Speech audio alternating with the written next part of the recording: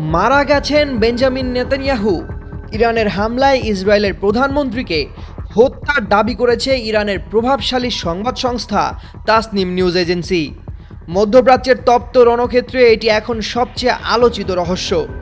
গত কয়েকদিন ধরে ইসরায়েলি প্রধানমন্ত্রীর কোনো জনসম্মুখে উপস্থিতি বা ভিডিও বার্তা না থাকায় এই গুঞ্জন এখন প্রবল হয়ে উঠেছে। তাসনিম নিউজ এজেন্সির বিশ্লেষণ অনুযায়ী বেশ কিছু গুরুত্বপূর্ণ লক্ষণ নেতানিয়াহুর মৃত্যু বা গুরুতর আহত হওয়ার দিকে ইঙ্গিত দিচ্ছে। প্রথমত, গত 3 দিন ধরে নেতানিয়াহুর ব্যক্তিগত চ্যানেলে কোনো ভিডিও বার্তা পোস্ট করা হয়নি এবং 4 দিন ধরে তার নতুন কোনো ছবিও প্রকাশিত হয়নি। অথচ যুদ্ধের এই সংকটে তিনি প্রতিদিন অন্তত 1 থেকে 3টি ভিডিও বার্তা প্রকাশ করে থাকেন। বর্তমানে তার নামে যেসব বিবৃতি আসছে সেগুলো কেবল লিখিত আকারে, যা মূলত তার শারীরিক অনুপস্থিতিকে আড়াল করার চেষ্টা বলেই মনে করছে অনেকে।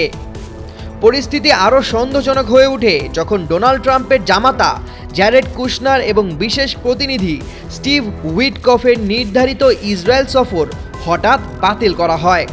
এর পাশাপাশি 8 মার্চ থেকে নেতানিয়াহুর বাসভবনের চারপাশে নজিরবিহীন নিরাপত্তা বলয় তৈরি এবং আত্মঘাতী ড্রোন ঠেকাতে বিশেষ ব্যবস্থার খবর পাওয়া গেছে। এমনকি ফরাসি প্রেসিডেন্ট ইমানুয়েল ম্যাক্রোর সাথে তার কথিত ফোন আলাপের কোনো নির্দিষ্ট তারিখ বা সময় প্রকাশ করেনি ইসরায়েল, যা কেবল একটি সাজানো টেক্সট হতে পারে বলে ধারণা করা হচ্ছে।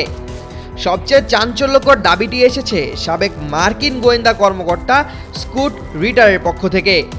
রুশ গণমাধ্যমে উদ্ধৃত এই তথ্য অনুযায়ী ইরানের নিখুঁত হামলায় নেতানিয়াহুর গোপন আস্তানা ধ্বংস হয়েছে এবং সেখানে তার ভাইও নিহত হয়েছেন। যদিও তেল আভিভ এই খবর ধামাচাপা দেওয়ার চেষ্টা করছে এবং ইসরায়েলের পক্ষ থেকে আনুষ্ঠানিকভাবে এ বিষয়ে কিছুই জানানো হয়নি। Desk report, Bangla post.